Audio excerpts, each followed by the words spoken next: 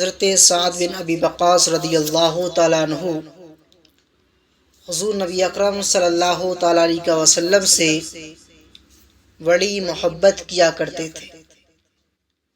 حضرت سعد بن ابی وقاص رضی اللہ تعالیٰ عنہ کی تاریخ، آپ کا کارنامہ، آپ کی طرز زندگی، یہ حضور نبی اکرم صلی اللہ تعالیٰ علیہ وسلم کے سائے میں گزری ہے۔ حضرت سعد بن ابی وقاص رضی اللہ تعالیٰ عنہ ایک جلیل القدر صحابی ہیں، جنہیں سرکار دو عالم صلی اللہ تعالیٰ علیہ وسلم نے جنت کی بشارت دی۔ ان میں سے حضرت سعد بن ابی وقاص رضی اللہ تعالیٰ عنہ بھی ہیں۔ حضرت سعد بن ابی وقاص رضی اللہ تعالیٰ عنہ نے 19 سال کی عمر میں اسلام قبول کیا۔ آپ عشرہ مبشرہ میں سے ہیں اور اس 6 رکنی کمیٹی کے ممبر بھی تھے جو تقرر خلیفہ کے لیے حضرت عمر رضی اللہ تعالیٰ عنہ نے مقرر کی تھی۔ حضرت سعد بن ابی وقاص رضی اللہ تعالیٰ عنہ اسلام کے پہلے تیر انداز ہیں، جنہوں نے اللہ کی راہ میں تیر چلائے اور دشمن کا خون بہایا۔ حضور سرور کائنات صلی اللہ تعالی علیہ وسلم سے پہلے مدینہ طیبہ کی طرف ہجرت کی، اور آپ کا لقب فارس الاسلام ہے، یعنی اسلام کا شہسوار۔ تمام معرکوں میں شرکت کی، احد کی جنگ میں مردانگی کے تیور دکھائے، شجاعت کے جوہر دکھائے۔ آپ مستجاب الدعوات ہیں۔ آپ اس لشکر اسلام کے سپہ سالار تھے جس نے شہنشاہ ایران کو شکست دی، جو کسریٰ کا پایا تخت تھا اس پر اسلام کا پرچم لہرایا۔ آپ کا اسلام لانے کا واقعہ بڑا حیرت انگیز ہے۔ آپ کی ماں کو جب پتہ چلا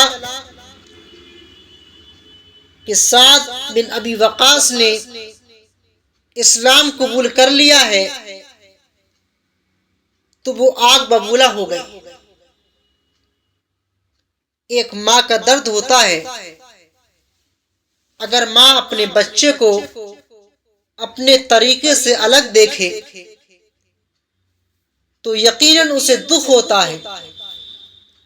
تو اسی طرح حضرت سعد بن ابی وقاص رضی اللہ تعالیٰ عنہ کو بھی دکھ ہوا اور وہ آگ ببولا ہو گئی۔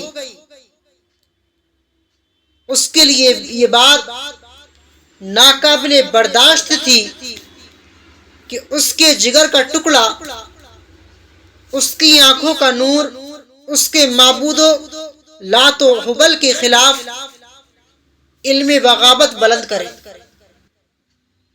اس نے طے کر لیا کہ جب تک سعد اس نئے دین کو چھوڑے گا نہیں اور اپنے آبائی مذہب کی طرف نہیں لوٹے گا، نہ وہ کھائے گی نہ پیے گی اور نہ سائے میں بیٹھے گی۔ اسی طرح بھوکی پیاسی عرب کی چلچلاتی دھوپ میں تڑپ تڑپ کر جان دے دے گی۔ اسے یقین تھا کہ اس کا بیٹا سعد اس کی اس تکلیف کو ہرگز برداشت نہیں کرے گا اور فوراً اس کی مرضی کے مطابق اس نئے مذہب کو ترک کرنے پر مجبور ہو جائے گا۔ حضرت سعد نے کہا، انہا مکثت یوما ولیلتا لا تاکل ولا تشرب فاصبحت وقد خمدت ثم مکثت یوما ولیلتا لا تاکل ولا تشرب۔ قال سعد فلما رأيت ذلك قلت لها تعلمين والله يا لو كان لك 100 نفس تخرج نفسا نفسا ما تركت دین محمد فقل ان شئت او لا تاکل فلما رات ذلك اکلت. ایک دن اس نے کچھ نہ کھایا اور نہ کچھ پیا. جب صبح اٹھی تو ذوف اور نقاہت کے آثار اس کے چہرے پر آیا تھے، اس کے چہرے پر ظاہر ہو چکے تھے. ظاہر سی بات ہے کہ جب انسان کچھ کھائے اور نہ پیے تو اس کے چہرے پر ایک الگ ہی رونق ہوتی ہے. اس کا چہرہ بھوک کے مارے الگ ہی دکھتا ہوا نظر آتا ہے. دوسرے روز بھی اس نے نہ کچھ کھایا اور نہ کچھ پیا. کمزوری میں اور اضافہ ہو گیا. حضرت سعد بن ابی وقاص فرماتے ہیں جب میں نے اپنی ماں کی یہ ضد دیکھی تو میں نے کہا اے ماں، با خدا تم جانتی ہو اگر تیری 100 جانیں بھی ہوں اور وہ ایک ایک کر کے نکلتی جائیں تو پھر بھی میں دین مصطفیٰ صلی اللہ علیہ وسلم کو نہیں چھوڑوں گا. اب تمہاری مرضی، کھانا کھاؤ یا نہ کھاؤ، پانی پیو یا نہ پیو. جب اس نے یہ میرا پختہ عزم دیکھا تو اس نے خود بخود کھانا شروع کر دی. ہمیں بھی اسلام کو مضبوطی سے تھامنا ضروری ہے. ہمیں بھی کوئی کام کرے تو اس سے پہلے ہمارا عزم ہونا ضروری ہے.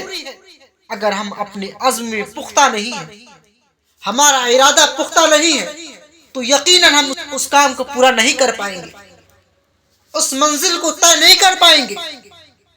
حضرت سعد بن وقاص رضی اللہ تعالیٰ عنہ اسلام کے اندر پختہ تھے اور انہوں نے یہ عزم کیا کہ میری ماں کی جان چلی جائے تو چلی جائے لیکن دین مصطفیٰ صلی اللہ علیہ وسلم ہاتھ سے نہ جانے پائے. اور یہ آپ نے کر کے دکھایا. آج ہمارا حال کیا ہے؟ ہم دین مصطفیٰ سے بہت دور چلے جاتے ہیں. دین مصطفیٰ کو اپنے دل سے نکالتے چلے جا رہے ہیں. ہمیں بھی عزم کرنا پڑے گا، ہمیں اپنے ارادوں کو پختہ کرنا پڑے گا، تبھی ہمیں کامیابی ملے گی. ورنہ آپ دیکھیں کس طریقے سے اسلام کے دشمن آج ہمارے اوپر حملہ ور ہی وجہ ہے کہ ہم نے اسلام کو صحیح طریقے سے پڑھا نہیں، اس کو اپنے دل میں بسایا نہیں اور اس پر عزم نہیں کیا. حضرت سعد کا عزم تھا. انہوں نے یہ کہا کہ میری ماں کی جان چلی جائے تو چلی جائے لیکن دین مصطفیٰ ہاتھ سے نہ جائے. حضرت سعد بن ابی وقاص رضی اللہ تعالیٰ عنہ سرکار دو عالم صلی اللہ علیہ وسلم سے بڑی محبت کرتے تھے، بڑا پیار کرتے تھے. حضرت سعد ایک بار خدمت اقدس میں حاضر ہوئے. جب سامنے آئے تو حضور اقدس صلی اللہ علیہ وسلم نے فرمایا یہ میرے ماموں ہیں، کوئی مجھے ایسا ماموں دکھائے. آپ اسلام قبول کرنے میں 5ویں یا 7ویں فرد ہیں. اسلام قبول کرتے وقت ان کی عمر مبارک 14 یا 17 یا 19 سال کی تھی. آپ عشرہ مبشرہ میں سے ہیں اور مہاجرین اور اولین میں سے ہیں. حضور اقدس صلی اللہ علیہ وسلم سے پہلے ہجرت کی ہے آپ نے، تمام غزوات میں شریک ہوئے. غزوہ احد میں جب عام انتشار پھیل گیا، یہ ان 14 جانثاروں اور بہادروں میں سے تھے جو حضور اقدس صلی اللہ علیہ وسلم کے لیے سفر بنے ہوئے تھے، ڈھال بنے ہوئے تھے. بہت ماہر تیر انداز تھے. آپ تیر اندازی کے اندر بڑی مہارت رکھتے تھے. آپ کو تیر اندازی کا فن بڑی اچھی طریقے سے آتا تھا.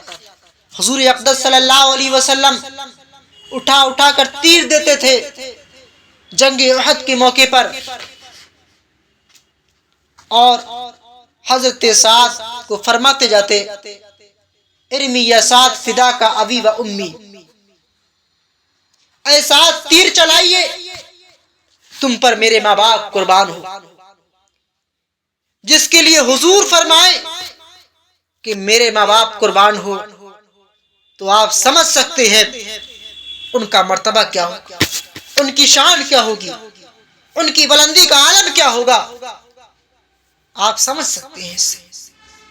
یہ محبت بھرا جملہ سوائے ان کے اور حضرت طلحہ اور حضرت زبیر کے کسی کے لیے بھی حضور نے نہیں فرمایا۔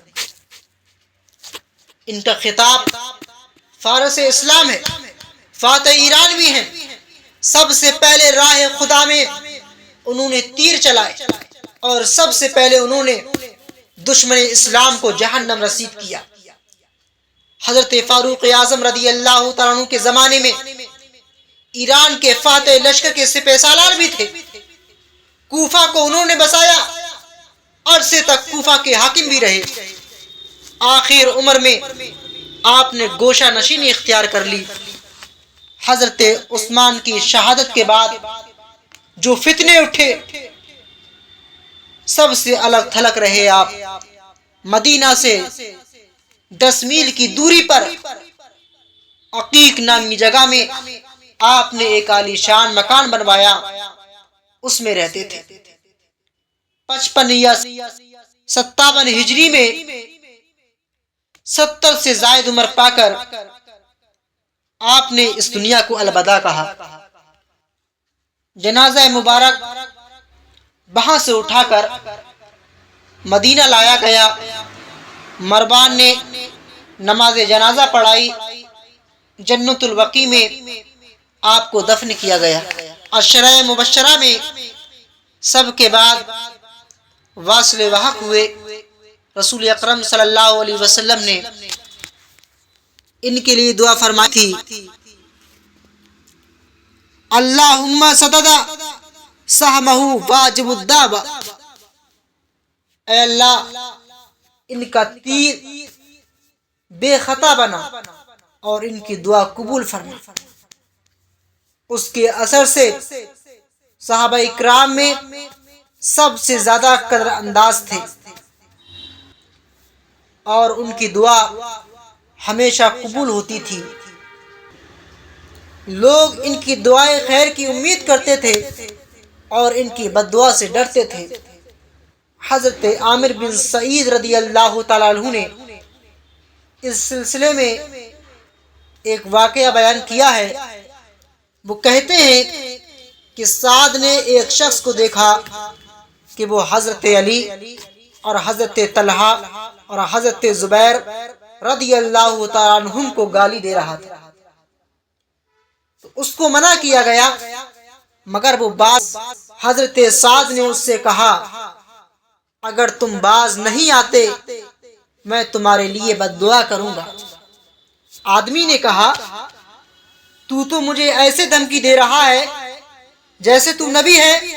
حضرت سعد اٹھے اور 2 رکعت نماز پڑھی، پھر آپ نے اپنے ہاتھ بلند کر کے دعا گو ہو گئے، اے اللہ اگر تو جانتا ہے یہ شخص ان لوگوں کو گالی دے رہا ہے جن کی اچھائیاں تیرے پاس پہنچ چکی ہیں، اور تو یہ سمجھتا ہے اس شخص نے ان لوگوں کو گالی دے کر تجھے ناراض کیا ہے، تو اسے دوسروں کے لیے عبرت و نشانی بنا دے۔